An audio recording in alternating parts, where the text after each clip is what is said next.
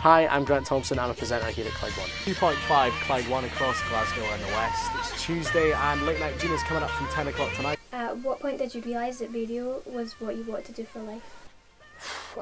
No actual point, I would say. Probably about maybe 12.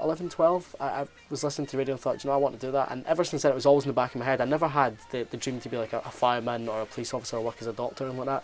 It always was radio. I didn't actually imagine that I would be doing it for a living. I thought I would always have a job and do radio on the side, because I did at one point work as a chef and I was doing a bit of radio here and there, but it wasn't enough to support me. So now that I'm doing it as a full-time job, it's still surreal actually. Tell me about your average working week.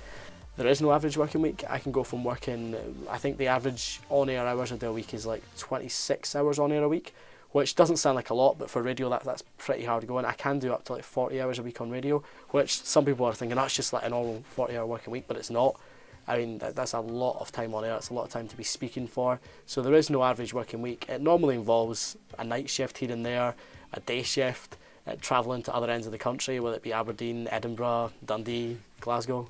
So I don't have an average working week, every week different, which is what makes it quite fun, because every week's different.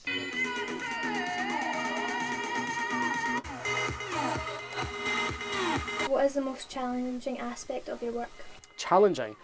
It really depends, because every day is different. I mean, it depends what's happening. There could be a big news story breaking, and the way you talk about it on air or the way you talk about things on air could be quite challenging. So that could be quite challenging. It could be just as simple as you feel rubbish, and you have to go on air in a radio studio and sound like you're nothing on me. You sound like you're the person's best friend, because you need to be cheery. No one wants to switch on the radio and hear someone talking about how they've got the flu, how they've got the winter vomiting bug. You just have to put that aside. So you have your challenging days. It's a bit like any job.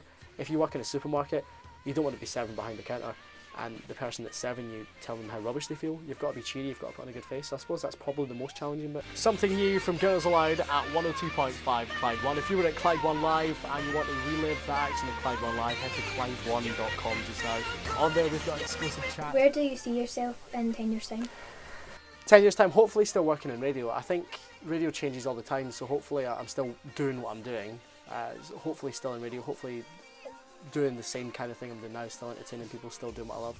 But 10 years is a long time, who knows?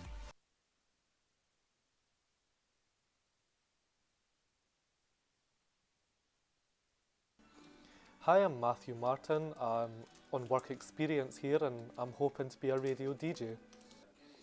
I've always been interested in media, like I've always listened to the radio in the car and when I was little, and I've always wanted to get in the media, and radio just seemed like the best option for me. I enjoy speaking and it just comes easily to me.